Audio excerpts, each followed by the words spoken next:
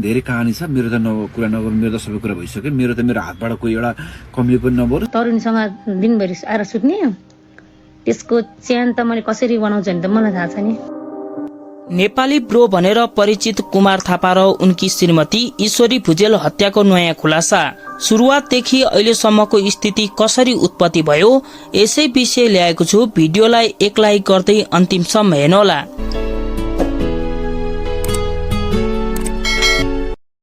नेपाली सेनाको सुबेदार दर्जामा कार्यरत ईश्वरी भुजेल शुक्रबार राति आफ्नो ड्युटी सकेर घर फर्कँदै थिइन्। काठमाडौँको तारकेश्वर नगरपालिका 6 लोलाङ स्थित पयुटारमा उनी 2 भाइ छोरासँग बस्छिन्। नेपाली ब्रो भनेर परिचित कुमार थापा उनका श्रीमान हुन्, तर दुई बीच केही समय यता सम्बन्ध राम्रो थिएन। सोही कारण 42 वर्षीय थापा कहिलेकाहीँ मात्र घर पुग्ने गरेका थिए। ईश्वरी कार्यालयबाट स्कुटरमा घर पुग्न मात्रै के लागेकी थिइन्। बाटोमा ढुकेर बसेका कुमारले उनलाई अकस्मात झम्टिए। ईश्वरीमाथि उनले मध्यराति 10:10 इँटा, ढुङ्गा र धारिलो हतियार प्रहार गरेको पाइएको प्रहरीले जनाएको छ। घटना थाहा पाएपछि छिमेकी र आफन्तले ईश्वरीलाई त्रिवी शिक्षण अस्पताल महाराजगंजमा लगेका थिए। चिकित्सकले त्यही उनलाई मृत घोषणा गरेका हुन्। गाइस, बच्चा त जन्माउनु भयो, तर हेर्ने तरिका तपाईहरुलाई त अलिकति थाहा छैन भने केटाहरुलाई यो एकदम बुढीको कचको छ भने आउनुस् मेरो लाइभमा। करायसी विवाद बढ्दै जाँदा उनको हत्या भएको प्रारम्भिक अनुसन्धानबाट खुलेको जिल्ला प्रहरी परिषद काठमाडौँका एएसपी पवन भट्टराईले बताउनुभयो। उनले भने 2 जनाको बीचमा अत्यन्तै कटुरतापूर्ण सम्बन्ध रहेको देखिएको छ। प्रहरीका अनुसार ईश्वरीले कुमार विरुद्ध वैवाहिक बलात्कारको जाहेरी दिएकी थिइन्। प्रहरी विरुद्ध बालाजुमा दर्ता भएर सो जाहेरीमाथि अनुसन्धान गरेर सरकारी वकिल कार्यालयले काठमाडौँ जिल्ला अदालतमा अभियोग दायरा गरेको थियो। सो मुद्दा अदालतमा चलिरहेको छ। वैवाहिक बलात्कार मुद्दा चलिरहँदा उनीहरूको बीचको विवाद झन बढेको थियो। सोही कारण प्रहरी विरुद्ध बालाजुमा घरेलु हिंसाको निवेदन आउने र छलफल हुने प्रक्रिया जारी थियो। 2082 भदौ 23 जेन्जी आन्दोलन हुनु अघि पनि प्रहरीले दुवै जनालाई राखेर शान्ति सुरक्षा सम्बन्धी कसुरमा छलफल गराएको थियो। प्रहरी विरुद्ध बालाजुका एकजना अधिकृतका अनुसार शान्ति सुरक्षाको निवेदनमा छलफल भएर मिलापत्र पनि भएको थियो। ती अधिकृत भन्छन् जेन्जी आन्दोलन अघि उहाँहरूको बीच हाम्रै कार्यालयमा बसेर छलफल र मिलापत्र भएको देखिन्छ।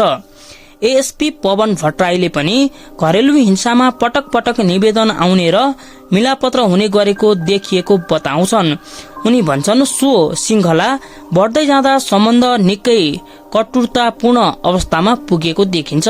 यही तनावपूर्ण स्थितिका बीच कुस्तीबाज समेत रहेका कुमारले सामाजिक सञ्जालमा आफ्नो हातबाट कसैको ज्यान नजाओस् भनेर कामना गरेको भेटिन्छ।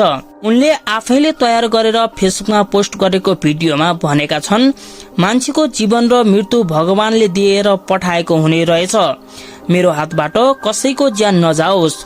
जुन भिडियो उनले पत्नीको हत्या गर्नुभन्दा केही समय अघि मात्र फेसबुकमा पोस्ट गरेको देखिन्छ। मेरो हातबाट कोही एउटा कमी पनि नबरोस् र कसैले मलाई पनि मार्ने कोसिस नगर भन्न चाहन्छु। पशुपति भगवान गणेश भगवानसँग कृपा। उक्त भिडियोमा उनले कोइन हत्याको प्रसंग आफूले सुनेको भन्दै उनले त्यस्तो सुन्दा आफूलाई निन्द्रा नलाग्ने गरेको उल्लेख गरेका छन्।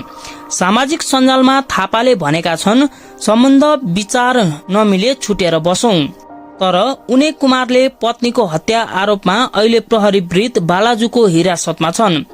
उसो त सामाजिक सञ्जालमा मृत भुजेलले पनि कुमारलाई गाली गलौज गरेको भेटिन्छ। ठुलो कुरा गर्छ, अझ लाज छैन शर्मा हैन, मेरो घरमा आएर बस्नु परेको छ, तरुणीसँग दिनभरि आएर सुत्ने। भुजेल सेनाको प्राविधिक सुबेदार हुन्।